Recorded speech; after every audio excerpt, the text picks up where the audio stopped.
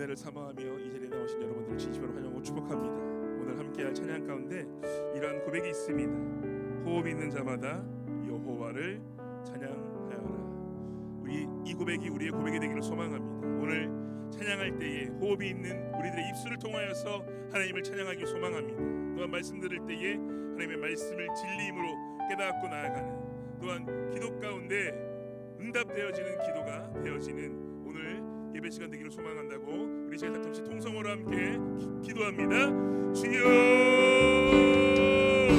하나님 우리의 입술을 통하여서 주님 응답하여 주시고, 하나님 우리의 입술이 주님을 예배하고 주님을 찬양하는 시간 가운데 하나님 함께 주시옵시며, 하나님 앞에 예배하는 시간을 통하여서 하나님의 그 온전한 사랑이 회복되고 하나님 앞에 우리의 마음을 다하여 쏟아놓고 나아가는 길에 하나님 주신 놀라운 은혜로 말미암아 더 이상 우리에게 어려움과 걱정거리로 인해 넘어질 수 있는 것이 아니라 하나님의 말씀으로 말미암아 우리까지 나타나온 새로운 힘으로 나아갈 수 있는 하나님 신으신 우리 인도해 주시고, 호흡이 있는 자마다 여호와를 찬양하리라고 말씀하신 것처럼 하나님 우리가 입술을 벌려 주님을 찬양하며 나아갑니다.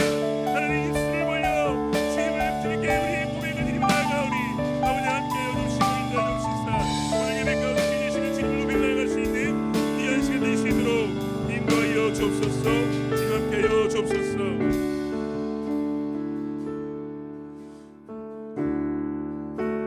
호흡이 있는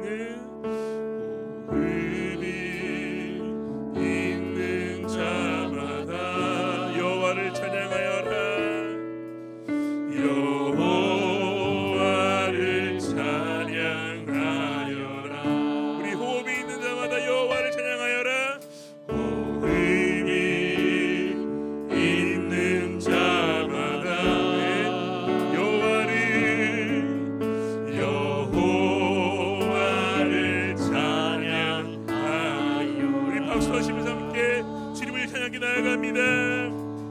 하늘의 해와 달들아 소리 높여 찬양하여라. 나팔 소리 비파와 수금으로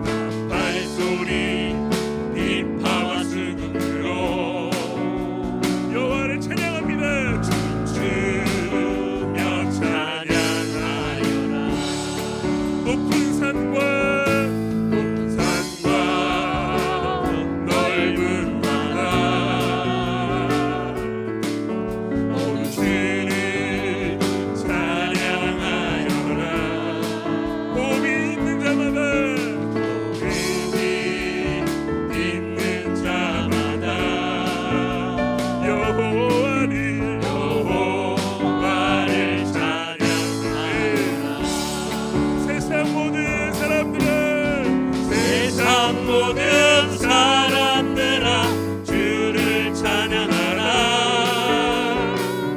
살아계신 나의 하나님을.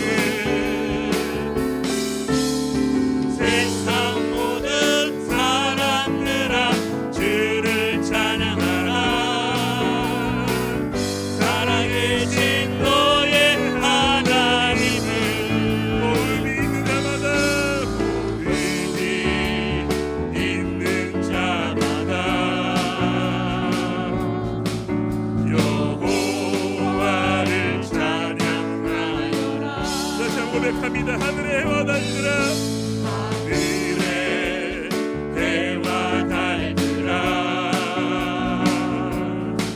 소리 높여 찬양하여라. 나팔 소리 비파와 수금으로 춤추며 찬양하여라. 우리 세상 모든 사람들아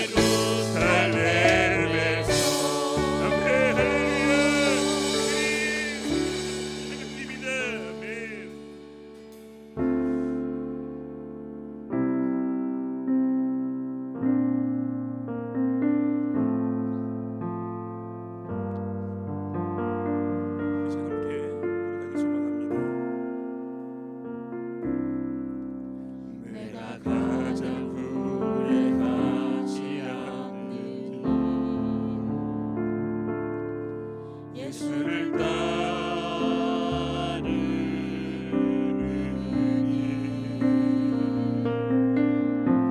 내 금을 버리고 내 사랑을 뒤로 하고 나를 부르신 주님과 동행하는 일 나의 평생에 소원하는 예수를 닮아가는 일 예수를 닮아가는 일 굳은 마음 전하시고 사랑을 가르치신 나의 예수님을 사랑하는 일날 부르심에 감사 날 놓지 않으심 감사 하늘 보자 버리고 날 사랑하심에 감사 나의 모든 삶은 남은 모든 인생은 예수님과 함께 우리 다시 한번 고백합니다. 날 부르심에 감사 날 부르심에 감사 날 놓지 않으심 감사 하늘 보자 버리고 날 사랑하심에 감사 나의 모든 삶은 남은 모든 인생은 예수님과 함께 얻겠습니다. 우리에게 물어보십니다. 내가 나를 사랑하느냐 내가 나를 사랑하느냐 내가 나를 사랑하느냐 주님께서 물어보십니다. 주님 내게 물어보시네 고백하기 소망합니다. 주님 사랑합니다. 내가 주를 사랑합니다. 내가 주를 사랑합니다. 주님 사랑합니다. 내가 주를 사랑합니다. 내 사랑을 주가 하십니다. 날 부르심에 감사 날 놓지 않으신 감사 하늘 보자 버리고 날 사랑하심에 감사 나의 모든 삶은 남은 모든 인생은 예수님과 함께 우리 다시 한번 마지막으로 고백합니다.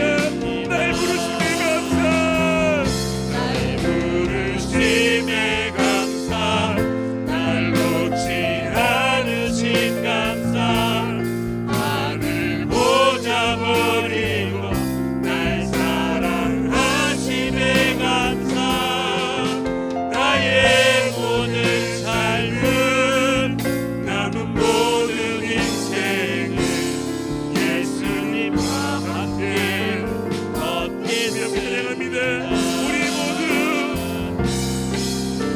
우리 모두 예배하는 자네 영과 진리로 주를 예배하자 주가 우리와 함께해 영원히 함께 하시고 마르지 않는 샘물로 우릴 채우시리라. 우리 모두 예배하는 자 되어 영과 진리로 주를 예배하자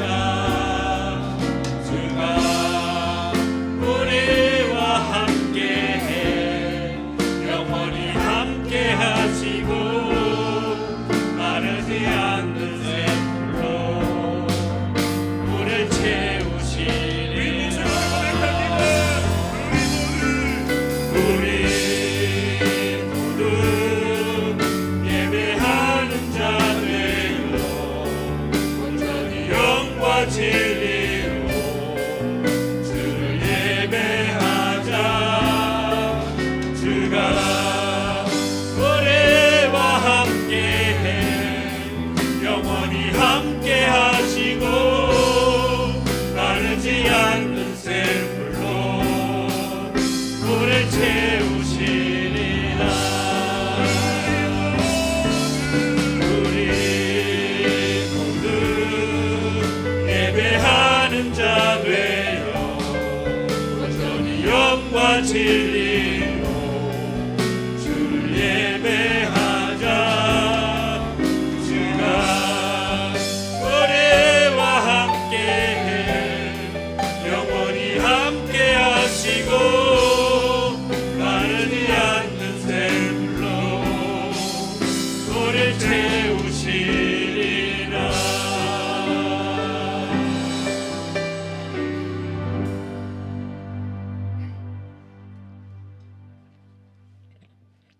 다 같이 공동의 기도하시겠습니다. 하나님, 십자가의 사랑과 부활의 확증을 통해 낮고 천한 저희들을 거룩한 하나님의 자녀로 삼아주시니 감사합니다. 하지만 저희는 자녀의 모습과 달리 살았습니다. 내 주변의 이웃을 귀하게 여길 줄 몰랐고 사랑하지 않았습니다. 이웃 사랑하기를 네 몸과 같이 하라고 하셨지만 경쟁자로 여겨 미워했고 아무런 관심과 사랑이 없었습니다. 참 사랑하는 마음이 없었기에 복음을 전하지도 않았습니다. 이웃은 나에게 주신 선물이요 나에게 주신 사명이었건만 선한 영향력을 미치지 못한 채 다투고 싸우다 주님 앞에 다시 나왔습니다. 주님, 이 모든 죄를 고백하오니 용서하여 주시고 이제부터는 예수님을 닮아 모든 형제와 자매를 진심으로 사랑하고 섬기며 복음을 전하는 삶을 살게 하옵소서. 예수님의 이름으로 이 고백의 기도를 드립니다. 아멘. 너희는 옷을 찢지 말고 마음을 찢고 너희 하나님 여호와께로 돌아올지어다. 그는 은혜로우시며 자비로우시며 노하기를 더디하시며 이내가 그 시사 뜻을 들이켜 재앙을 내리지 아니하시나니. 아멘. 교독문 하시겠습니다. 하나님이여 나를 지켜주소서. 내가 주께 피하나이다. 내가 여호와께 아뢰되 주는 나의 주님이시오니 주밖에는 나의 복이 없다 하였나이다. 땅에 있는 성도들은 존귀할 자들이니 나의 모든 즐거움이 그들에게 있도다. 다른 신에게 예물을 드리는 자는 괴로움이 더할 것이라.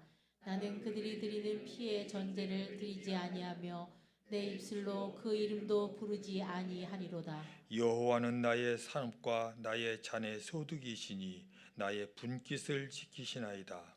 내게 줄로 재어준 구역은 아름다운 곳에 있으며 나의 기업이 실로 아름답도다. 나를 훈계하신 여호와를 송축할지라. 밤마다 내 양심이 나를 교훈하도다. 내가 여호와를 항상 내 앞에 모시며 그가 나의 오른쪽에 계심으로 내가 흔들리지 아니하리로다. 이러므로 나의 마음이 기쁘고 나의 영도 즐거워하며 내 육체도 안전히 살리니. 이는 주께서 내 영혼을 수월에 버리지 아니하시며 주의 거룩한 자를 멸망시키지 않으실 것임이니이다. 주께서 생명의 길을 내게 보이시리니 주의 앞에는 충만한 기쁨이 있고 주의 오른쪽에는 영원한 즐거움이 있나이다. 아멘. 이 시간에 김상훈 집사님 나오셔서 기도하시고 주님이 가르쳐 주신 기도하시겠습니다.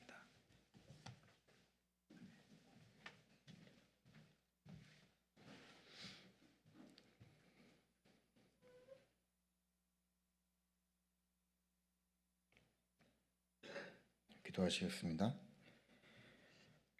할렐루야. 여호와께 감사하라. 그는 선하시며 그 인자하심이 영원함이로다. 선하신 하나님 아버지, 거룩한 주일을 맞아 성도 한 사람 한 사람 불러주시고 말씀을 사모하는 시간을 허락하여 주심에 하나님께 감사와 찬송 올려드립니다. 우리 모두 각자의 삶에서 때로는 연약해지고 어두웠던 기억들이 있다면 회개합니다. 이 시간 예수 그리스도의 보혈을 힘입어 저와 성도들을 깨끗게 하여 주시옵소서. 십자가를 바라보며 새 힘을 얻고 죄와 싸워 이길 수 있는 담대함을 허락해 주시기를 간절하게 기도드립니다. 전쟁은 주님께 속해 있습니다. 세상 정세에 우리가 기도로 맞설 수 있기를 소원합니다.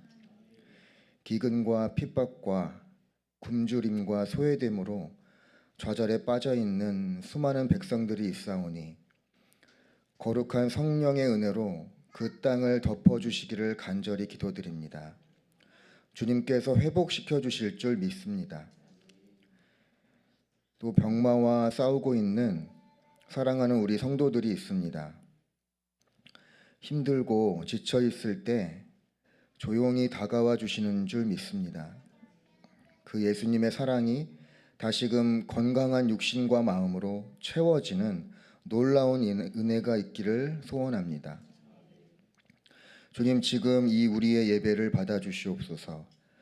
성령으로 임하셔서 뜨거운 열정과 간절함으로 드리는 이 예배 가운데 큰 은혜의 강물이 흘러넘쳐 메말라 있는 우리 심령에 푸르른 나무가 자라고 은혜의 열매가 맺히게 하여 주시옵소서.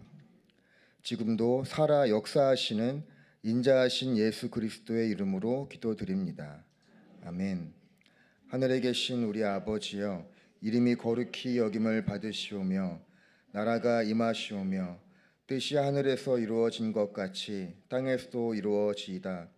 오늘 우리에게 일용할 양식을 주시옵고 우리가 우리에게 죄 지은 자를 사하여 준 것 같이 우리 죄를 사하여 주시옵고 우리를 시험에 들게 하지 마시옵고 다만 악에서 구하시옵소서. 나라와 권세와 영광이 아버지께 영원히 있사옵나이다. 아멘.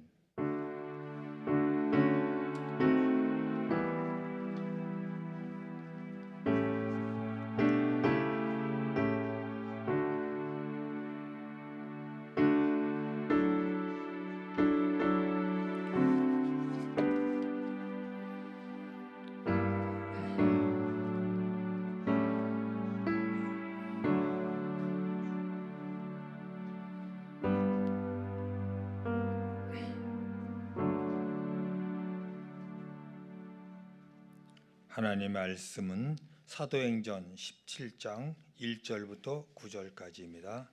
사도행전 17장 1절부터 9절까지 찾으신 줄 알고 한 절씩 봉독하겠습니다. 그들이 암비볼리와 아볼리니아로 다녀가 데살로니가에 이르니 거기 유대인의 회당이 있는지라. 바울이 자기의 관례대로 그들에게로 돌아가서 새 안식일에 성경을 가지고 강론하며 뜻을 풀어 그리스도가 해를 받고 죽은 자 가운데서 다시 살아나야 할 것을 증언하고 이르되 내가 너희에게 전하는 이 예수가 곧 그리스도라 하니 그 중에 어떤 사람 곧 경건한 헬라인의 큰 무리와 적지 않은 귀부인도 고난을 받고 바울과 신라를 따르나 그러나 유대인들은 시기하여 저자의 어떤 불량한 사람들을 데리고 때를 지어 성을 소동하게 하여 야손의 집에 침입하여 그들을 백성에게 끌어내려고 찾았으나 발견하지 못함에 야손과 몇 형제들을 끌고 읍장들 앞에 가서 소리질러 이르되 천하를 어지럽게 하던 이 사람들이 여기도 이르매 야손이 그들을 맞아 들였도다. 이 사람들이 다 가이사의 명을 거역하여 말하되 다른 임금 곧 예수라는 이가 있다 하더이다 하니 무리와 읍장들이 이 말을 듣고 소동하여 함께 하시겠습니다. 야손과 그 나머지 사람들에게 보석금을 받고 놓아주니라. 아멘. 목사님 나오셔서 하나님 말씀 들려주시겠습니다. 할렐루야. 우리 옆에 있는 분들하고 인사 한번 하시죠. 잘하셨습니다. 사랑합니다. 축복합니다. 네. 우리 지난 시간 우리 사도행전 16장까지 봤는데요. 사도행전 16장에 감옥에 갔던 이 바울과 실라가 풀려났던 장면 봤어요. 그런데 감옥에서 나왔던 그 바울과 실라가 빌립보 교회라고 할 수 있는 그 루디아 가정에 가서 그 형제들을 오히려 위로하고 축복했던 것을 봤지요.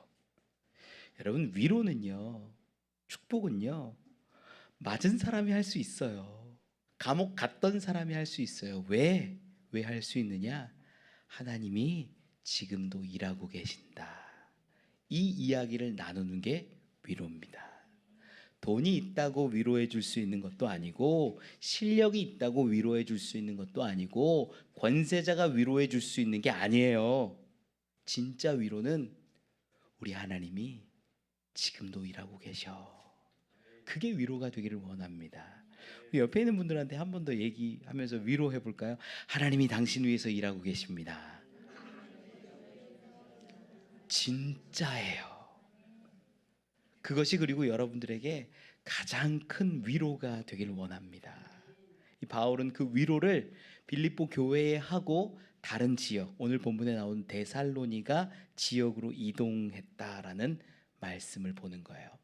여기서도 사실 환대받지 못합니다. 그래서 막 사람들이 붙잡아 가려고 하는 와중에 베레아로 이제 도망가는 장면까지가 오늘 본문 앞에 있는 내용인데, 우리 말씀 읽어가면서 함께 은혜를 좀 나눠 보지요. 우리 1절 말씀 같이 읽어볼까요? 시작. 그들이 앞비볼리와 아볼로니아로 다녀가 데살로니가에 이르니 거기 유대인의 회당이 있는지라. 아멘. 그들이 누구냐면 여기서 바울과 실라예요. 바울과 실라가 암비볼리, 아볼로니아 이런 데 다녀갔다가 결국에 갔던 곳이 어디냐면 데살로니가라는 지역에 갑니다. 대략 빌립보에서 160km 정도 돼요. 데살로니가까지. 한 40km, 50km 지역마다 이렇게 거쳐서 데살로니아까지 간 것으로 보여져요. 근데 이 지금 가고 있는 경로가 재밌어요. 이 길을요, 이그나티아 대로라고 합니다. 이 마게도니아 로마에 총독이 있었는데 그 총독의 이름을 따서 이 이그나티아 대로라고 이름을 지었는데, 이 도로가요, 일부는 지금도 남아 있어요. 수천 년 전에 지어진 그 도로가 지금도 쓰여요. 여러분, 신기하지 않아요? 도로를 어떻게 지었길래 이렇게 지금까지 수천간 쓰일까? 이탈리아 북쪽으로부터 시작해서 이스탄불에 이르기까지 1120km에 이르는 도로입니다. 이 도로가요, 어마어마해요. 이 도로를 지을 때 어떻게 지었냐면, 로마에 이제 그 건축법이 있는데 1m에서 1.5m 정도를 파 내려가요. 땅을. 폭은 보통 6m, 넓은 데는 9m까지 됩니다. 막 버스도 다닐 만큼의 도로예요. 어마어마한 도로예요. 그걸 1m에서 1.5m를 판 다음에 거기에 큰 돌을 굴려 넣습니다. 3분의 1쯤 굴려 넣고 그 다음에는 좀 큰 그 주먹만한 돌 이런 것들을 막 채우는 거예요. 세 번째는 석회랑 모래랑 자갈이랑 이런 걸 섞어서 또 완충할 수 있는 도로를 깔아요. 그리고 마지막에 판재, 넓은 돌 있죠, 넓은 돌, 그런 걸 쫙 깔아요. 거의 아스팔트 개발되어서 우리가 잘 다니지만 그것보다 튼튼하고 그것보다 잘 만들어 놓은 도로예요. 우리나라 이 서울에서 부산까지 500km가 넘는데 그거의 2배가 넘는 1120km나 되는 이 도로. 여러분, 도로 설계하는데 로마인들이 그냥 허투루 하지 않습니다. 캄베르 설계라고 하거든요. 도로를요, 약간 아치형으로 만드는 거예요. 그러면 비가 오면 빗물이 옆으로 다 이렇게 흘러 내려갑니다. 배수 시스템을 만든 거예요. 이미 수천 년 전에 그런 도로를 개발해서 만들고 다녔어요. 심지어요, 이 도로에 이제 마차를 타고 전차도 다니고 하다 보니까 빨리 달렸거든요. 우리 이렇게 자동차 타는 것처럼 빨리 달렸어요. 그러다 보니까 중앙 분리대가 있는 지역까지 있어요. 여러분, 이제 우리 교회에서 운전 제일 잘하시는 분이 김춘식 집사님인데요. 김춘식 집사님 운전 제일 잘하시거든요. 버스 운전기사 하시거든요. 제 이 얘기 쭉 하니까 와 하시는 거예요. 놀라운 얘기예요. 이 모든 길은 로마로 통한다라는 말이 있는데 그게 보통 도로가 아니라는 걸 우리는 알게 되는 거예요. 지금 바울이 그 도로를 타고 뭐 암비볼리, 아볼로니아 이런 데 지나서 데살로니가까지 갔다라는 걸 알게 되는 거예요. 바울에게 있어서 바울이 복음을 전하는데 정말 큰 힘을 줬던 것 중에 하나가 이 이그나티아 대로입니다. 많은 학자들이 동의하는 부분이에요. 이 도로가 있었기 때문에 복음을 쉽게 전하고 모든 곳에 전하고 모든 곳에 갈 수 있었다라고 말해요. 바울에게 큰 어떤 뭐 이렇게 무기 같은 것들이 있었는데 하나님이 주신 선물 같은 거, 그게 도로가 그게 하나고요. 또 헬라어를 잘했거든요, 바울이. 그러다 보니까 이 당시에는 로마 제국이 그 실권은 쥐고 있지만 문화는 헬라 문화였어요. 언어도 헬라어였어요. 그러다 보니까 헬라어만 써도 전 세계에 가도 막 다 통해요. 이게 큰 바울의 어떤 무기였고, 또 세 번째가 바울에게는 로마 시민권이 있었죠. 이런 것들을 갖고 있었기 때문에 어느 곳이나 가서 복음을 전해도 문제가 되지 않고 늘 쉽게 많은 곳에 가서 복음을 전할 수 있었다라는 거예요.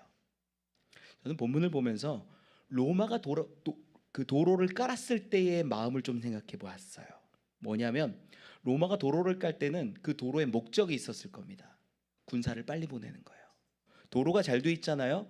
전차를 쉽게 보낼 수 있고 빨리 보낼 수 있어서 누구보다 증원을 빨리 할 수 있어요. 그러면 반란이 일어나거나 문제가 일어날 때 즉각적인 대응이 가능합니다. 도로가요, 이 당시에 이미 직선으로 뽑으려고 터널까지 만들었어요. 우리 집사님 또 이러잖아요. 여러분, 로마의 도로 어마어마하고 대단해요. 그 도로 지금까지도 남아있는 구간이 있거든요. 이 도로를 바울이 쓰고 있다는 거예요. 군사도로인데 거기에서 경제적인 수탈도 이루어졌을 겁니다. 식민지 같은 곳에서 경제적인 수탈, 끌어오고 뺏어오고 노예도 데려오고 상업적인 용도로도 쓰였을 겁니다. 그런데 그 도로를 바울이 쓰니까, 바울이 걸어가니까, 신라와 함께 걸으니까 어떤 도로가 되더라? 생명을 전하는 길이 되더라. 복음을 전하는 통로가 되더라. 여러분, 이거예요. 여러분, 우리가 많이들 오해해요. 저도 목사님들하고 이야기를 많이 하다 보면 목사님들 가운데에는 그 길을, 도로를, 통로를 때로는 두려워하는 분들이 계세요. 가장 크게 두려워했던 것이 이런 겁니다. 우리나라에 이슬람 문화가 들어오는 걸 막아야 돼. 이슬람 문화가 들어와서 이슬람 모스크가 생기고 막 이런 것들 최대한 막아야 돼. 그거 안 그러면 우리 한국 무너질 수도 있어. 이런 두려움과 걱정을 갖고 계신 분들이 꽤 많아요. 저는 거꾸로 생각해요. 도로거든요. 소통의 창구거든요. 길이거든요. 그 길을 통해서 오히려 복음과 생명이 전해질 수도 있다라는 거예요.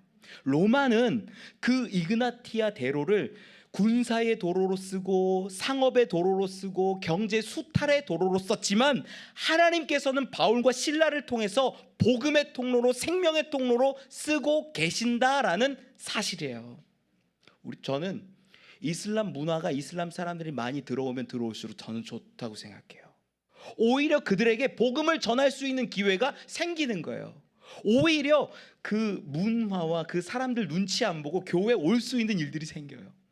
여러분, 재밌어요. 이슬람 굉장히 열정적으로 믿는 사람들인데 노동하시는 분들 계시거든요. 그런 분들한테 제가 아는 분 얘기를 들었는데, 돼지고기 먹냐고 물어보니까 원래 이슬람 돼지고기 먹으면 큰일 납니다. 그 문화가 돼지고기 먹으면 안 돼요. 근데 먹는다고.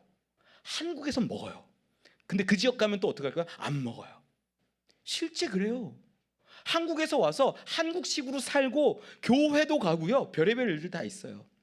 저는 그런 마음인 거예요. 그들이 많이 한국에 왔을 때 진짜 예수 그리스도를 듣고 믿고 알게 된다면 그들이 그곳에 돌아가서 놀라운 일들이 이루어질 것이라고 저는 믿어요.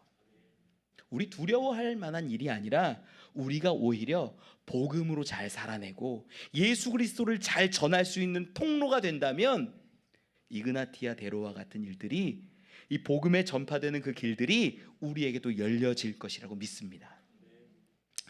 이 시대에 그렇게 세상의 문화와 세상의 소통의 창구와 길 이런 것들을 가지고 목회의 일을 하시는 분들이 생각보다 많습니다.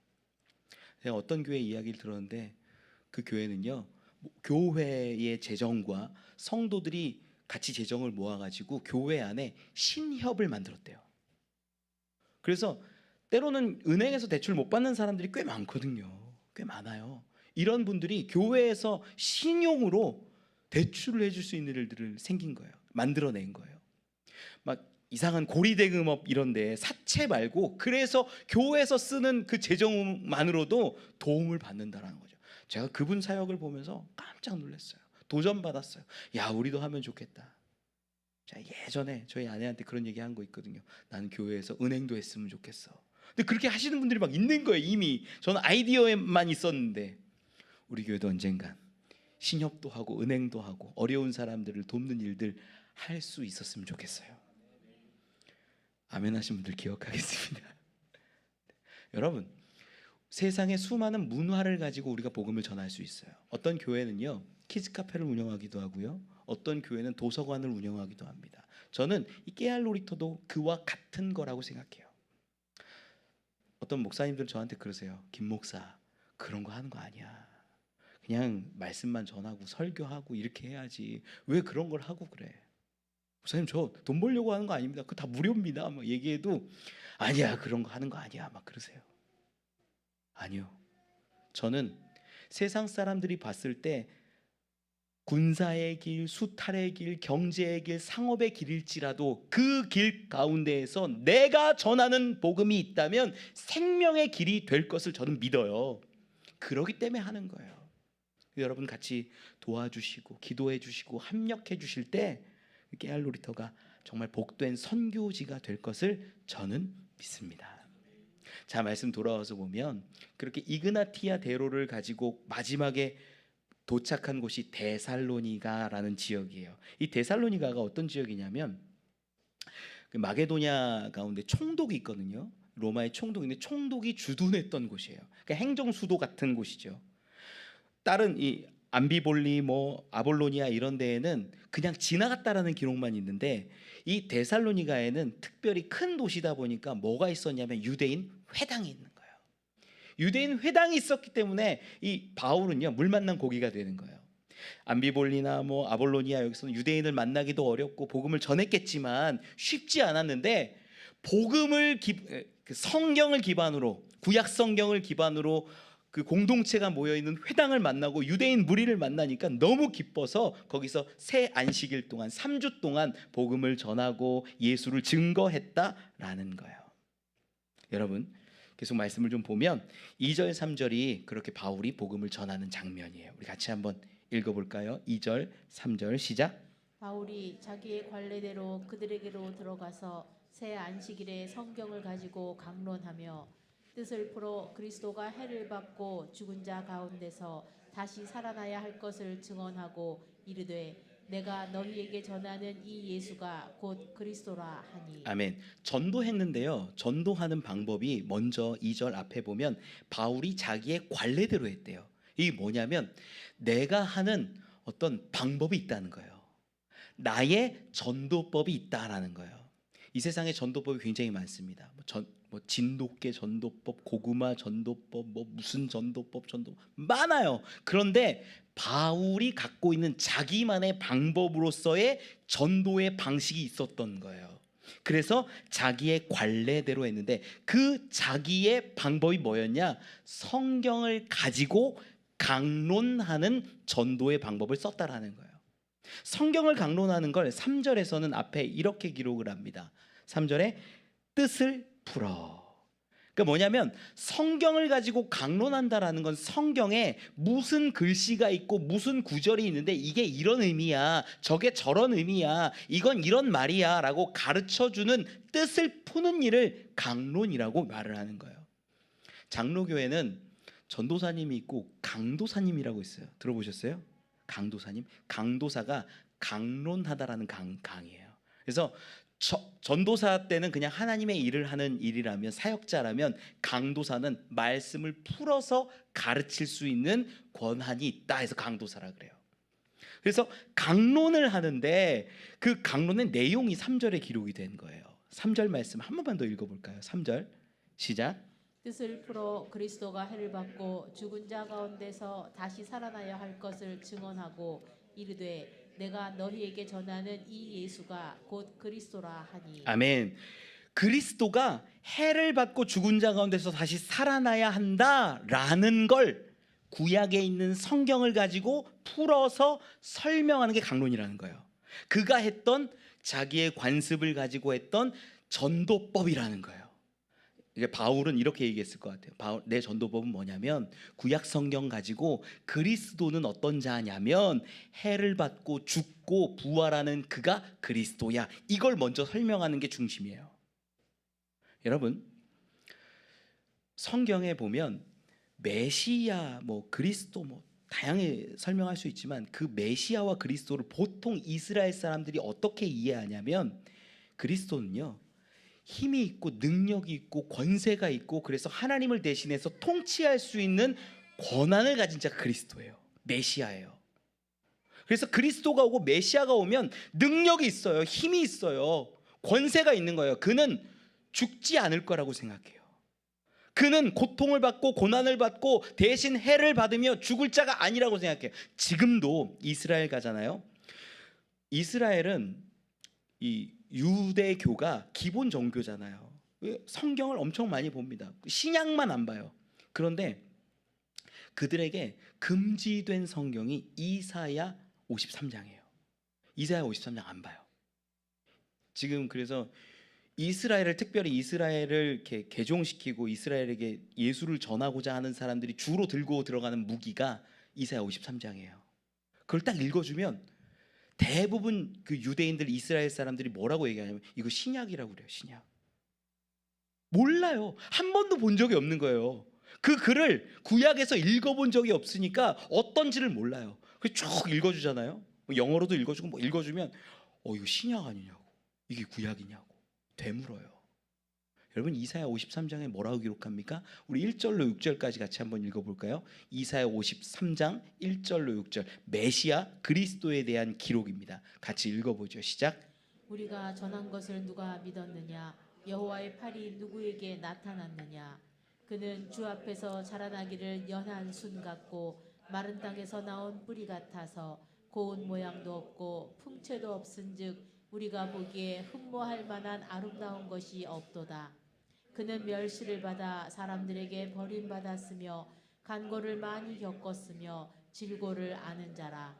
마치 사람들이 그에게서 얼굴을 가리는 것 같이 멸시를 당하였고 우리도 그를 귀히 여기지 아니하였도다.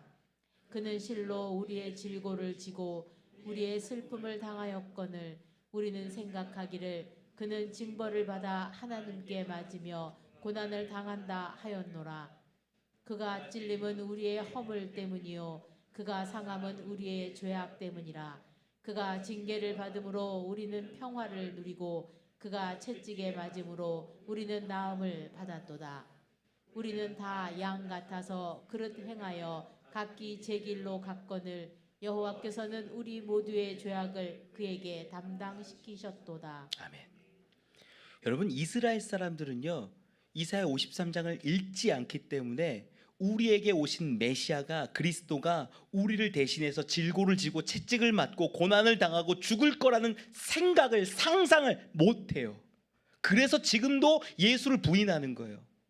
이사야 53장만 제대로 가르치고 읽게 해도 그분이 정말 우리 메시아일 수 있겠다라는 생각으로 바뀔 텐데 그걸 안 하니까 알 수가 없는 거예요.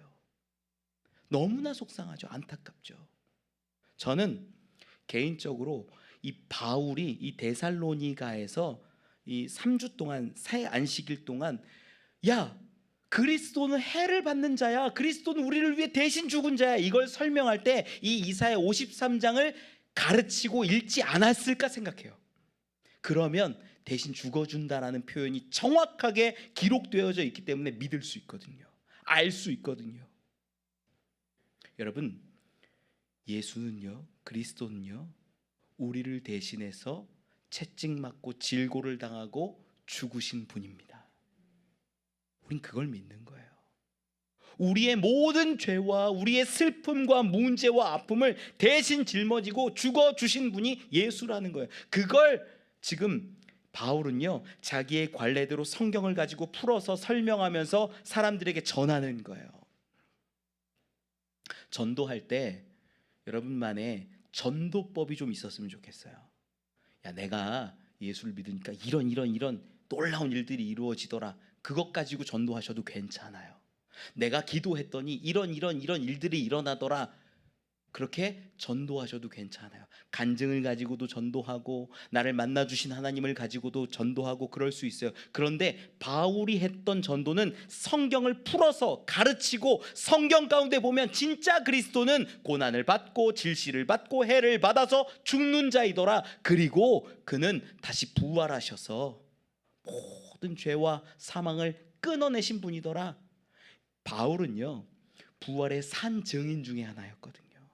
자기를 만나주신 그 예수 그리스도를 경험했기 때문에 부활에 대해서는 뭐 베드로도 만났고 다 만나봤지만 이제 부활에 대해서는 확실하게 말할 수 있으니까, 너희 이제 성경을 봐서 그리스도가 그렇게 해를 입고 죽을 수 있고 대신해 주시는 분이라는 걸 알았다면 이 예수가 그 그리스도야, 이걸 딱 연결해 주면 복음이 완성이 되는 거예요.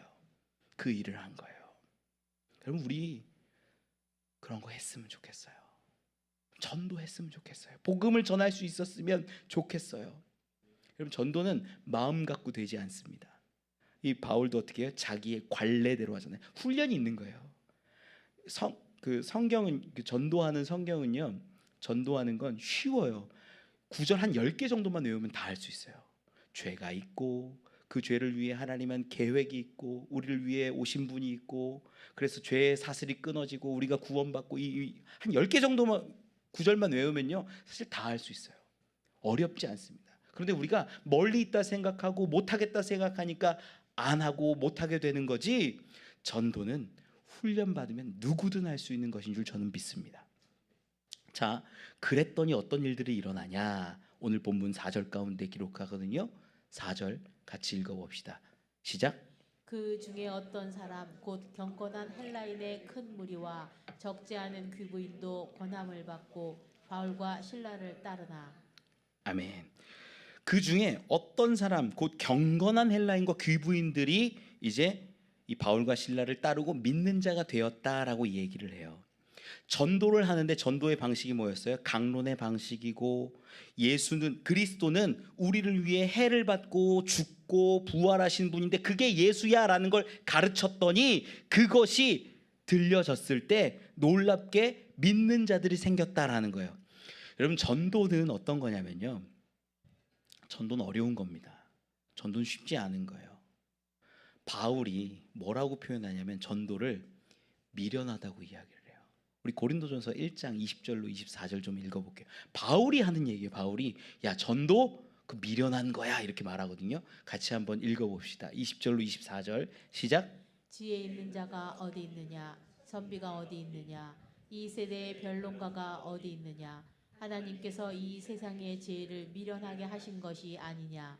하나님의 지혜에 있어서는 이 세상이 자기 지혜로 하나님을 알지 못하므로 하나님께서 전도에 미련한 것으로 믿는 자들을 구원하시기를 기뻐하셨도다. 유대인은 표적을 구하고 헬라인은 지혜를 찾으나 우리는 십자가에 못 박힌 그리스도를 전하니 유대인에게는 거리끼는 것이요 이방인에게는 미련한 것이로되 오직 부르심을 받은 자들에게는 유대인이나 헬라인이나 그리스도는 하나님의 능력이요 하나님의 지혜니라. 아멘. 21절에 기록하죠. 하나님께서 전도에 미련한 것으로 믿는 자들을 구원하시기를 기뻐하셨도다. 전도 미련한 거래요. 바울이 하는 얘기예요, 이게.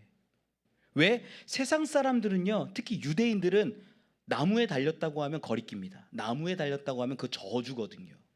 나무에 달려 죽었어? 아니야. 그게 성경에 기록되어 있는 이야기거든요. 그러니까 거리끼는 거예요. 헬라인들은 어떤 줄 아세요? 야, 헬라인들은 뭐가 지혜인데, 어떻게 하면 좋은데, 어떻게 하면 구원받는데, 어떻게 하면 신을 만나는데, 어떻게 하면 그 능력을 얻는데, 어떻게 하면, 방법에 관심을 가져요. 철학적이에요. 사색적이에요. 그래서 뭔가를 찾고 탐구하고 따라가는 걸 해요. 그런데 그런 게 아니라 복음이라는 건 뭐냐면 그리스도가 예수라는 거고 예수가 그리스도라는 건데, 우리가 구원받을 수 없을 그때에 하나님께서 당신의 방법을 우리에게 주셔서 우리의 모든 죄와 허물들을 끝내시고 우리를 살려내셨다라는 이야기예요. 하나님의 이야기예요. 우리의 이야기가 아니라 하나님의 이야기, 하나님의 방법이에요. 그러다 보니까 관심이 없는 거예요. 내가 뭘 해야 될게가 아니라 하나님이 하셨다라는 얘기를 하니까 듣지 않고 받지 않는 거예요. 전도할 때 사람들이 뭐라고 여기냐? 거리끼고 미련하다 얘기하는 거예요. 바울도 느껴요. 내가 이거 하는 게 미련한 것처럼 느껴져요. 제가 전도하는 분들을 보고 예전에 미련하다고 생각한 적이 있었어요. 막 지하철 같은 데 보면 예수천당 불신지옥 이렇게 큰 판에다가 둘러가지고 막 다니는 분들 계시잖아요. 저 그렇게 생각했어요. 굳이 왜 저렇게 해서 사람들이 손가락질하게 만들까? 왜 기독교인들 너네만 하냐? 니네만 길이고 니네만 진리고 니네만 천국 가냐? 다 뭐 지옥 가라는 얘기냐? 이렇게 보는 시선들이 있거든요. 그러다 보니까 저도 똑같이 생각했어요. 야, 왜 이렇게 미련하게 전도하냐? 좀 좋게 전도하면 안 될까? 그냥 불신지옥은 빼고 예수천당만 넣어가지고 그냥 예수님 믿으면 천국 갑니다. 예수님 믿으면 행복합니다. 예수님 믿고 천국 가세요. 복 받으세요. 이렇게 전도하면 안 될까? 그렇게 생각했어요. 실제로 미련하다고 생각했어요. 제가 그런데 우리 방금 읽었지만 그 전도에 미련한 것으로 하나님은 당신이 택한 한 영혼, 경건한 한 사람, 그 사람을 구원하십니다. 여러분, 이게 핵심이에요. 하나님이 그걸 기뻐하시는 거예요. 야, 전도 미련한 건데 그걸 내가 기뻐해. 내가 그렇게 복음이 전해져서 한 생명 구해지는 걸 내가 원해. 그걸 바울이 알았던 거예요. 경험했던 거예요. 느꼈던 거예요. 그래서 하나님께서는 전도의 그 미련한 것으로 내가 전할 때 그 한 영혼 한 영혼이 돌아오는 거, 그걸 기뻐하셔. 아마 데살로니가에서 똑같았을 겁니다. 그리스도가 예수야 라는 걸 이야기했을 때 수많은 사람들은 손가락질했을 거예요. 믿지 않았을 거예요. 거리꼈을 거예요. 지혜를 구했을 거예요. 그래서 미련하다 말하고 인정하지 않았을 거예요. 그런데 하나님께서는 오늘 4절 가운데 기록하죠. 경건한 사람들을 분명히 예비하셨고 붙여줄 만한 사람들을 준비하셨기에 바울의 말을 듣고 복음을, 예수 그리스도를 영접하는 사람들이 분명히 있었다라는 거예요. 저는 그 하나님을 그대로 믿습니다. 우리가 미련하게 전도하지만 그 미련함 가운데 하나님이 택하신 영혼들이 분명히 돌아올 것을 믿어요. 저희 아내가 새소식반이라고 어린이 전도협회에서 하는 걸 하거든요. 근데 5월달 한 달 동안에 100명에게 전도하기로 이렇게 다짐을 했대요. 요즘에 어디 가면 이렇게 자전거를 타고 이렇게 혼자 확 나가요. 전도하러 갔다 온다고 막 하고, 다른 아파트 단지 가서 전도하고, 다른 곳 가서 전도하고. 제가 그랬어요. 미련하다. 여러분, 미련한 거예요. 바울도 미련하다고 얘기해요. 하나님도 그 미련한 것을 알고 계세요. 그런데 그걸 기뻐하세요.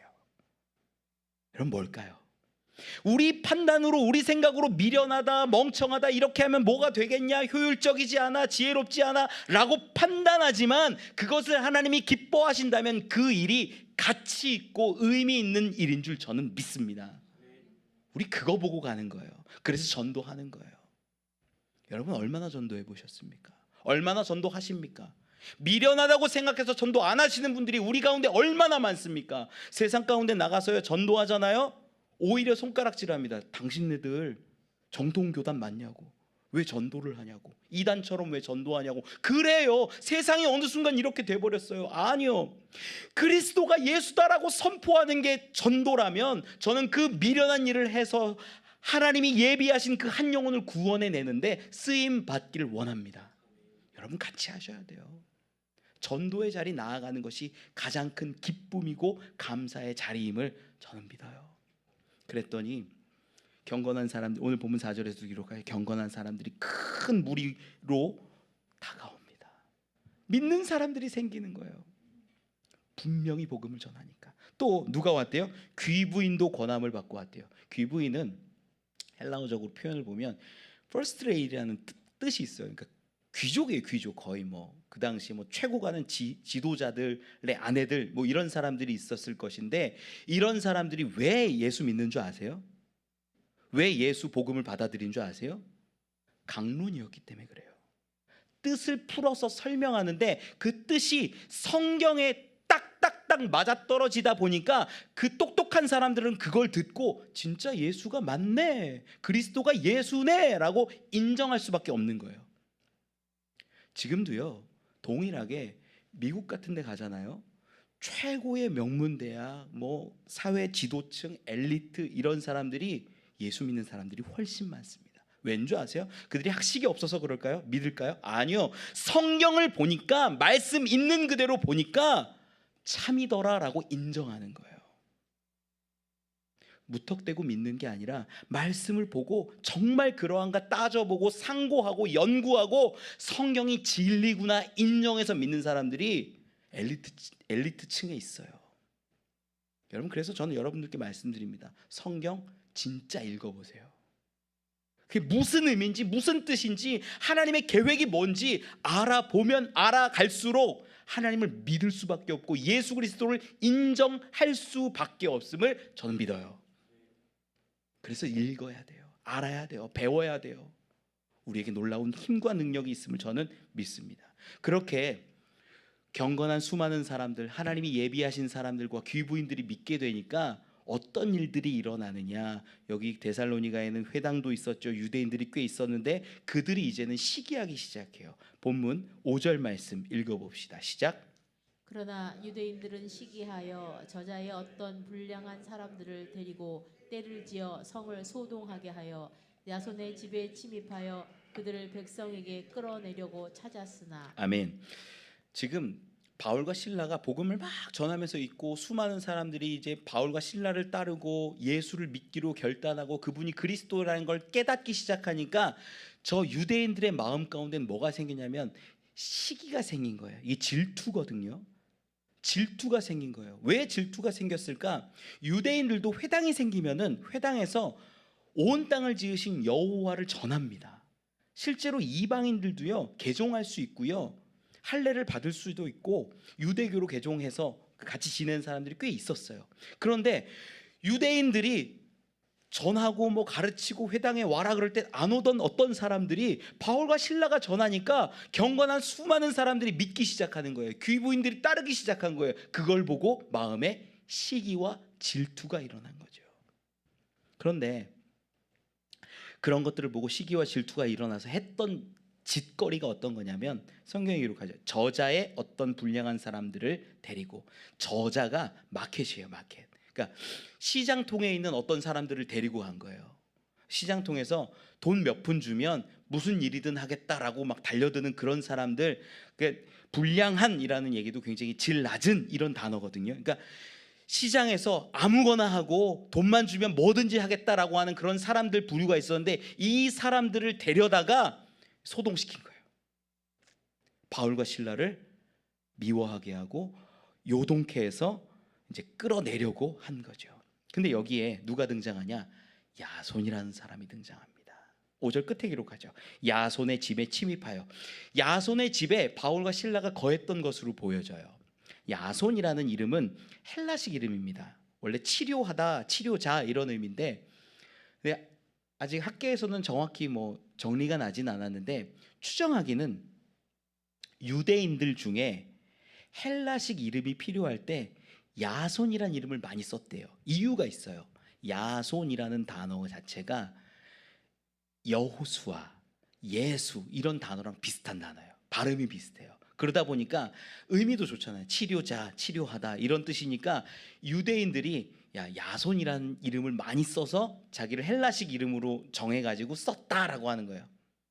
그러다 보니까 이 야손을 어떤 학자들은 유대인 계열로 이렇게 보는 분도 있고 헬라인이다 보는 분들도 계세요. 저는 유대인 쪽으로 약간은 좀 더 많이 봅니다. 그래서 유대인이었던 이 야손이 그래도 그 지역 데살로니가에서 인정도 받고 권세도 있고 힘도 있고 돈도 있고 이랬는데 바울을 받아들여서 복음을 듣고 바울을 후원하고 바울을 집에서 같이 대접했는데 이 저자의 불량한 사람들이 들어와서 깽판 치고 바울 붙잡아 간다라고 하는 거지요.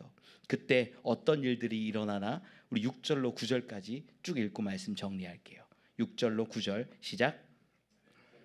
발견하지 못함에 야손과 몇 형제들을 끌고 읍장들 앞에 가서 소리질러 이르되 천하를 어지럽게 하던 이 사람들이 여기도 이름에 야손이 그들을 맞아 들였도다.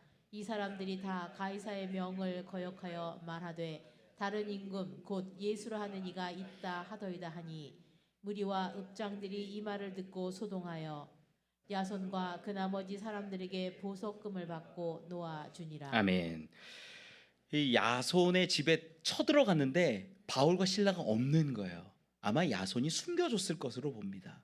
바울과 실라가 없어서 오히려 이 흥분한 사람들이 야손과 그 형제 몇 사람들을 데려다가 읍장들에게 가둬놓고 이제 얘기하는 거죠. 이 사람들이 지금 천하를 어지럽게 하는 그 사람들을 데려와서 야손이 받아줬다.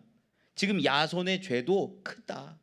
그 사람들을 인정했고 그 사람들과 동조하고 있으니 야손도 책임을 져야 된다. 이 얘기를 하고 있는 거예요.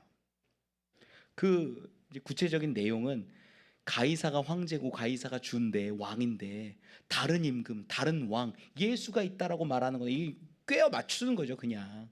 그분은 지금 이 땅 가운데 계시지도 않는데 그걸 인정하는 사람이라고 말하면서 이 로마법에 제한된다고 해서 야손을 붙잡아다가 문제를 삼은 거예요. 그런데 성경 9절 말씀에 보면 보석금을 받고 놓아주니라 이렇게 기록합니다. 이 풀려날 때 누구를 위한 보석금이냐면 야손과 그 형제들을 위한 보석금이에요. 그런데 이게 그냥 야손을 위한 게 아니죠. 야손이 돈을 냈을 것으로 보여요. 야손이 돈을 내는데 자기가 풀려나기 위함이 아니에요. 이건 뭐냐면 바울을 위한 보석금입니다. 왜 그러냐? 10절 말씀에 보면 10절 띄워줄 수 있을까요? 같이 한번 읽어볼까요? 시작. 밤에 형제들이 곧 바울과 실라를 배려하러 보내니 그들이 이르러 유대인의 회당에 들어가니라. 밤에 형제들이 이렇게 기록되어 있는데 밤에 형제들, 여기 형제들이요 앞에 관사가 붙어 있어요. 그 형제들이에요. 누굴까요? 야손과 그 같이 묶여갔던 형제들이 이러했다라는 거예요. 여기 역접사도 있어요. 그러나 그 형제들이 바울과 실라를 배려하러 보냈다 이거예요. 뭐냐면 내가 돈을 지불하는데 내가 풀려나기 위해서 단순히 한 게 아니라 바울과 실라를 위해서 이러한 모든 것들을 제공하고 희생하고 내어준 다음에 풀려나서 바울과 실라를 밤에 몰래 저쪽 베레아 쪽으로 보내주는 일을 했다라는 거죠. 데살로니가 전서 2장 17절에는 바울이 데살로니가를 향해서 편지를 쓸 때 이렇게 기록을 합니다. 2장 17절 한번 띄워주시겠어요? 바울의 마음이 기록되어 있어요. 시작. 형제들아 우리가 잠시 너희를 떠난 것은 얼굴이요 마음은 아니니 너희 얼굴 보기를 열정으로 더욱 힘썼노라. 아멘. 내가 몸은 떠나갔는데 마음은 아니야. 너희랑 함께 있어. 데살로니가를 향한 정말 뜨거운 마음, 아마 야손이겠죠. 야손을 중심으로 데살로니가 교회가 세워졌기 때문에 이 사람을 향한 마음을 고백하고 있는 장면이에요. 이 야손은 얼마나 잘 섬겼을까, 얼마나 자기의 물질과 집과 모든 것들을 희생해서 바울과 실라를 섬겼을까, 우리 생각할 수 있는 겁니다. 여러분, 저는 야손을 바라보면서요 도전받아요. 우리 교회는 아직 어떤 지역에 온전한 선교사를 보내거나 파송하지는 못한 교회입니다.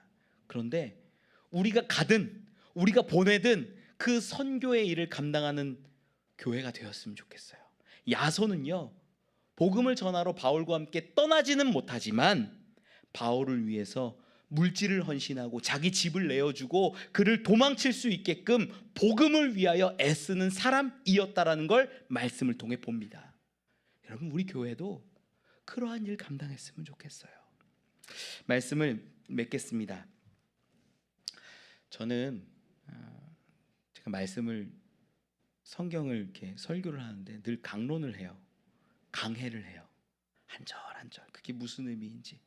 그런데 바울이 성경을 가지고 강론했다라는 그 이야기가 저에게는 솔직히 큰 위로입니다.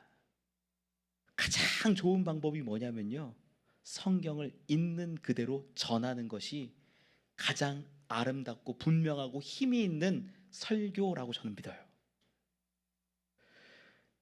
세상에 설교를 하실 때 많은 목사님들 제가 뭐 이렇게 비난하는 게 아닙니다. 오해하지 마세요. 어떤 분들은 재미있게 해야 된다고 생각을 하세요.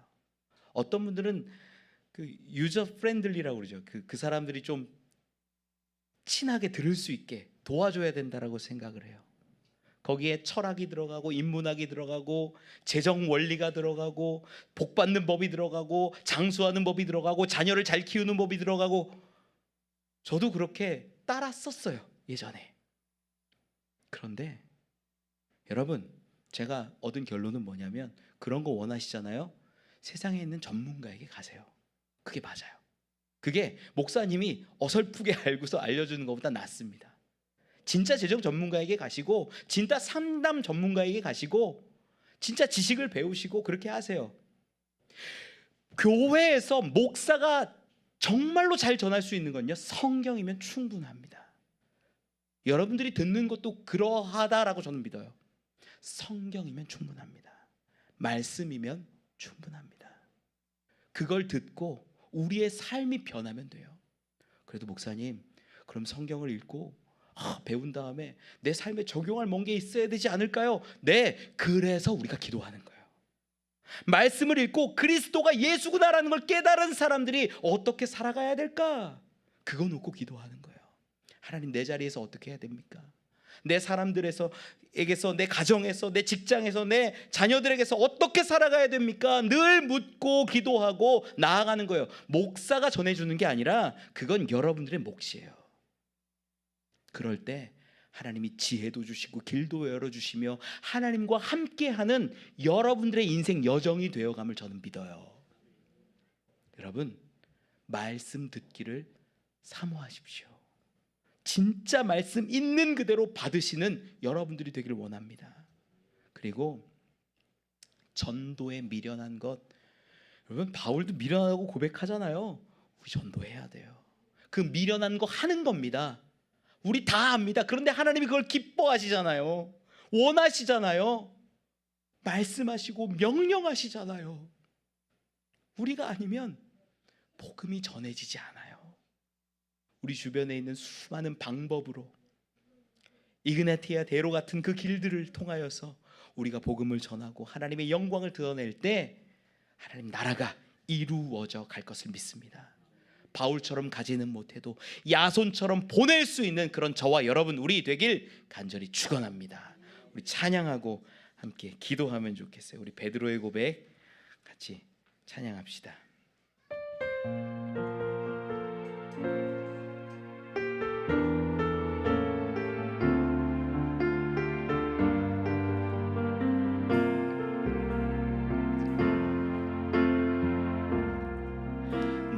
가장 후회하지 않느니 예수를 따르느니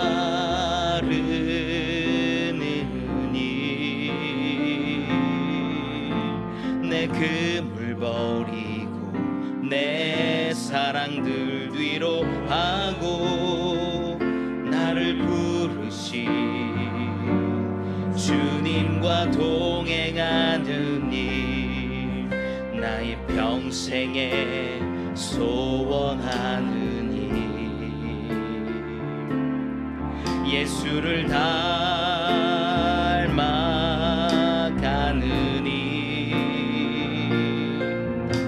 굳은 마음 제하시고 사랑을 가르치신 나의 예수님을 사랑하느니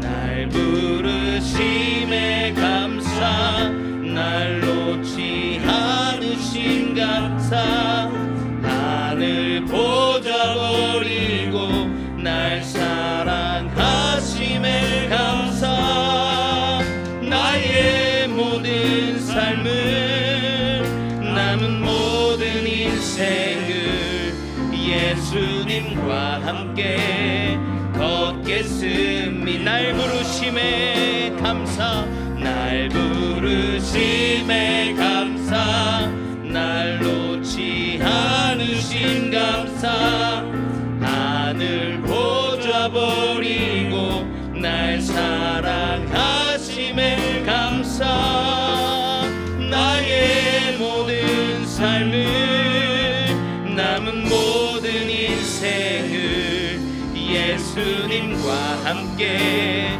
걷겠음. 날 부르심에 감사, 부르심에 감사, 날 놓지 않으신 감사, 하늘 보좌 버리고 날 사랑하심에 감사, 나의 모든 삶을 남은 모든 인생을 예수님과 함께 걷겠습니다. 우리 이 시간 함께 기도하기를 원합니다. 기도의 제목을 좀 나누면, 하나님, 그 미련한 전도의 길 우리도 걷기를 원합니다. 그렇게 전도하는 사람들 바라보면서 손가락질 많이 했고, 나는 전도 한 번 하지 않은 채 지금까지 지내오지 않았습니까? 하나님, 그것을 기뻐하신다는 것을 알았습니다. 하나님께서 그 미련한 전도의 일을 할 때 하나님 부르시고 택하신 그 한 영혼 한 영혼들이 분명히 돌아온다는 것을 분명히 말씀을 통해 봅니다. 하나님, 우리에게 이제 전도의 방법을 깨닫게 하시고 전도의 훈련을 받게 하셔서 복음을 전하는 자들로 세워주시옵소서. 내 주변에 하나님 전도의 대로가 열려져 있음을 믿습니다. 바울이 로마의 길로 걸어가며 생명을 전했던 것을 봅니다. 그것이 군사의 길이요, 수탈의 길이요, 상업의 길이었지만 바울이 걸어갈 때 그 길은 생명의 길이요, 능력의 길이었음을 우리가 봅니다. 하나님, 우리도 이제는 전도의 그 문들을 열어주시고 길들을 열어주셔서 미련한 일 같지만 그 일을 감당할 때 한 영혼 한 영혼이 돌아오게 하시고 하나님이 기뻐하시는 하나님의 나라가 분명히 회복되게 하여 주시옵소서. 바울처럼 가지 못하더라도 야손처럼 보내는 자가 되게 하시고 희생하게 하시고 기도하는 우리들이 되게 하여 주시옵소서. 우리 주여 한번 부르짖고 이 시간 기도합니다. 주여, 하나님 아버지, 하나님 아버지, 아버지, 우리의 삶을 바라보면 우리 뜻대로 우리 마음대로 가지 못했던 것들을 회개합니다. 하나님, 내가 이제는 전도의 그 미련한 것으로 하나님의 기쁨을 위해서 살아가는 자들이 되게 하여 주시옵소서. 전도하는 자를 바라볼 때 우리가 손가락질했고 우리가 인정하지 않았던 것들을 회개합니다. 이제는 그 미련한 것들을 내가 감당케 하여 주시옵소서. 내 주변에 수많은 전도의 대로가 열려져 있음을 믿습니다. 하나님, 수많은 사람들이 전도를 무시할 때, 전도를 비난할 때 하나님 그 미련한 것을 통하여 한 영혼을 구원받고 하나님께 나오는 것을 기뻐하시지요. 하나님, 우리에게 힘과 능력 주셔서 전도의 그 귀한 사명을 감당케 하여 주시옵소서. 우리에게 이그나티아 대로가 열려지기를 간절히 원합니다. 수많은 사람들을 만나는 자리에서, 수많은 사람들을 대하는 그 관계 가운데에서 하나님, 이제는 복음을 전할 수 있는 자들로 세워주시옵소서. 복음을 전하고 예수가 그리스도다, 그리스도가 예수다 선포하고 증언할 수 있는 우리가 되기를 원합니다. 하나님, 우리 입술 가운데 훈련시켜 주시옵시고 우리 마음 가운데 하나님 담대해 주셔서 그 미련한 일일지라도 하나님의 기쁨을 위하여 나아가는 자들이 되게 하여 주시옵시고 하나님, 예비하신 그 한 영혼 불러주시기를 간절히 원합니다. 하나님, 찾으시는 그 한 사람 한 영혼 하나님께 돌아오기를 간절히 원하오니 하나님 인도하여 주시옵소서. 아버지 하나님, 우리가 바울처럼 신라처럼 나가지 못하더라도 함께하지 못하더라도 그들 가운데 아버지, 내 모든 것들을 내어놓지 못하더라도 야손처럼 나의 집을 내어주게 하시고 보내는 자가 되게 하시고 희생하고 겸손한 삶을 살아가기를 간절히 원합니다. 하나님, 데살로니가 교회 가운데 하나님께서 함께하심을 믿사오니 하나님, 우리 함께하는 교회도 아버지 선교사를 파송하는 교회가 되게 하여 주시옵시고 이 지역사회 가운데 하나님의 영광을 드러낼 수 있는 일을 허락하여 주시옵소서. 주여, 이끌어 주시옵소서. 날 부르심에 감사, 날 놓지 않으신 감사, 나를 보자버리고 날 사랑하심에 감사, 나의 모든 삶을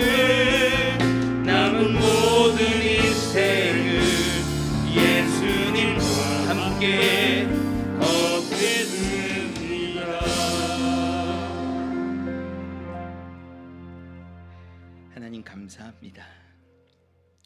우리를 지금도 부르고 계심을 믿습니다. 우리 안에 그 미련한 전도의 행위가 회복되게 하시고 하나님이 기뻐하시는 그 일을 감당하는 자들이 되게 하여 주시옵소서. 우리 주변에 수많은 이그나티아 대로, 복음의 대로가, 복음의 그 고속도로가 있음을 믿습니다.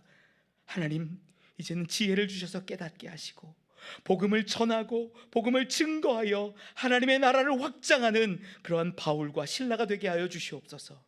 때로는 우리가 가지 못할 때도 있습니다. 그때 야손의 모습을 보며 도전받게 하시고 우리가 가지 못할지라도 보내는 자가 되게 하시고 희생하는 자 되게 하셔서 하나님의 나라를 이루어가는데 쓰임 받게 하여 주시옵소서. 감사합니다. 예수님 이름으로 기도합니다. 봉헌하겠습니다.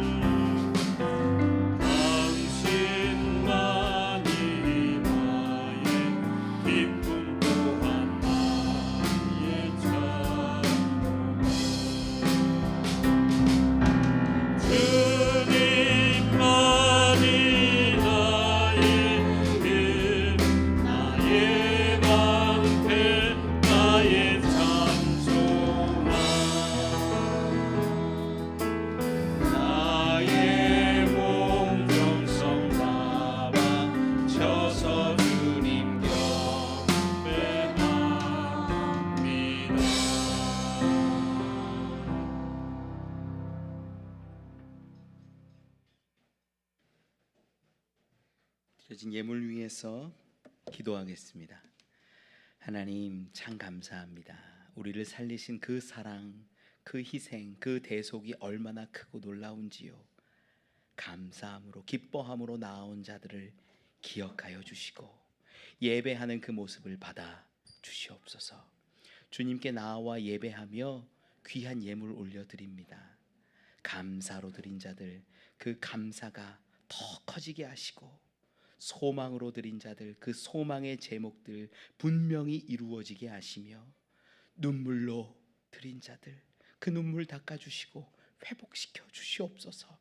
그리하여 모든 예물이 하나도 땅에 떨어지지 않게 하시고 하나님이 연락하시는 제물 되게 하여 주시옵소서.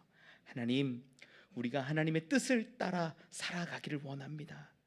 복음을 들고 미련하지만 천도의 자리를 지켜내게 하시고 우리 주변에 있는 수많은 복음의 대로, 복음의 고속도로 가운데 이제는 나아갈 수 있는 자들이 되게 하셔서 하나님 나라 이루어가는데 쓰임받는 우리들 되게 하옵소서. 야손처럼 보내는 자 되기를 원합니다. 하나님, 우리 함께하는 교회, 선교의 문을 열어주시고 복음을 전할 수 있는 교회 되게 하여 주시옵소서. 귀한 예물이 쓰여지는 곳곳마다 하나님의 나라가 이루어지고 복음이 선포되기를 원하오니 함께하여 주시옵소서. 우리 함께하는 교회 안에 특별히 아픈 자들 있습니까? 하나님, 그곳 아픈 곳 마디마디 만져주시고 회복시켜 주셔서 속히 일어나 예배의 자리로 나올 수 있도록 인도하여 주시옵소서. 감사합니다. 예수님 이름으로 기도합니다.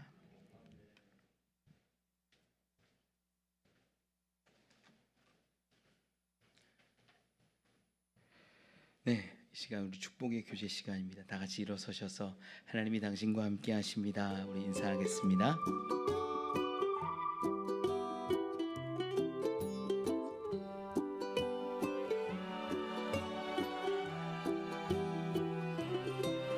나의 노래 속에 길이 있다면 그 길 어딘가 예쁜 꽃 한 송이 피워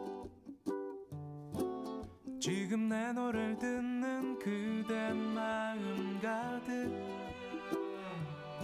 새로 피어난 그 꽃향기 가득하길 늘 생각해도 고마운 일은 나의 조붓한 삶의 귀를 기울이고 가진 모습보다 나를 높이 세워 항상 곁에서 나를 믿어준 바로 그대 나의 노래 그대의 지친 옷깃 위로 날아 늘 새로운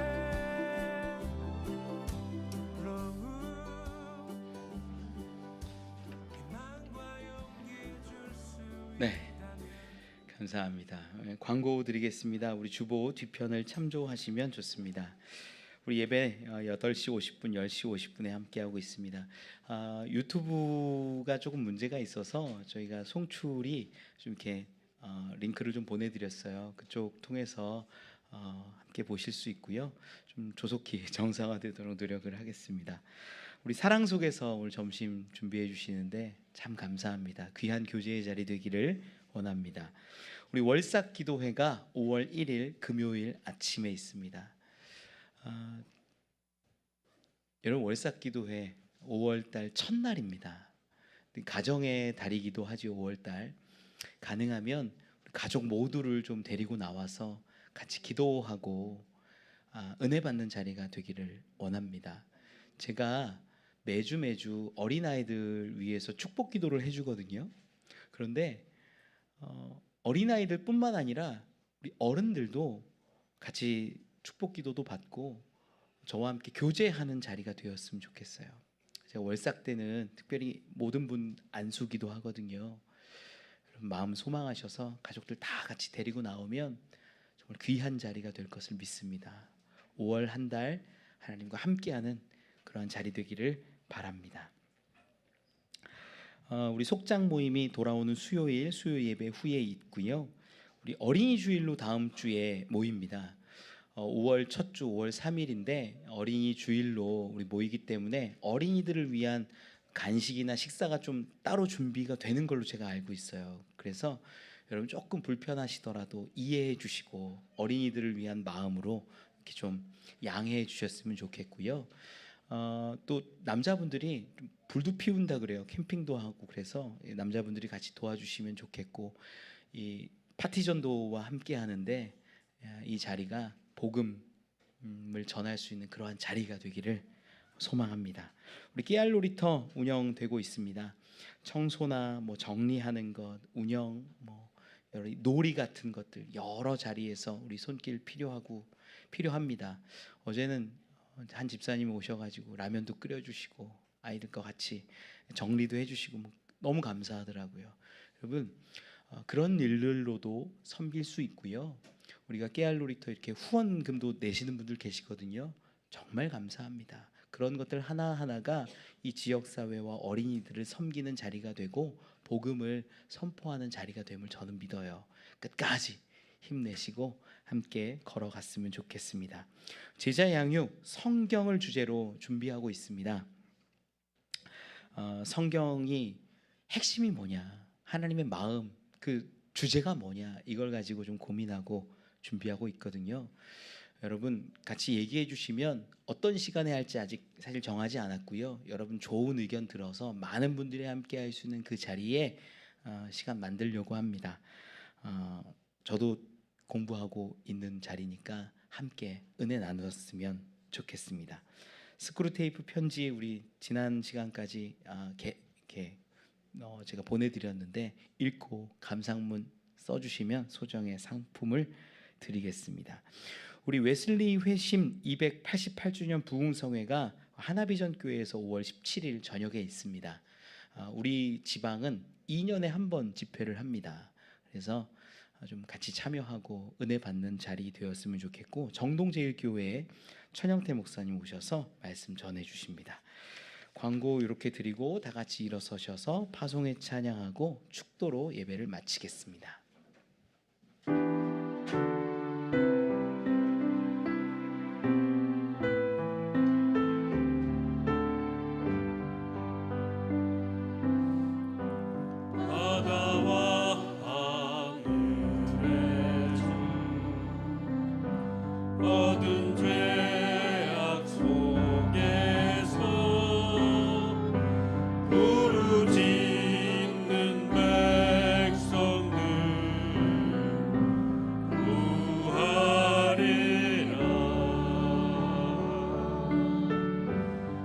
밤의 별을 만든 주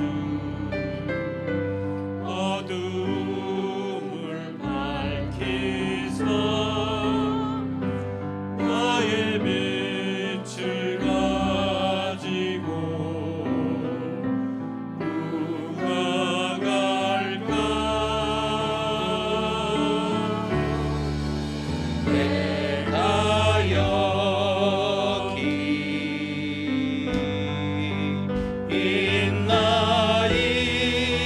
있나이다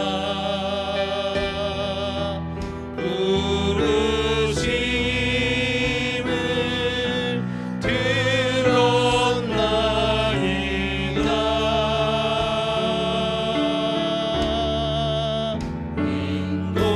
인도하사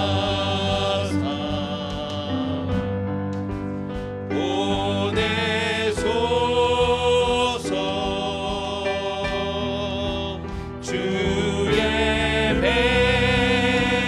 백성 섬기오리나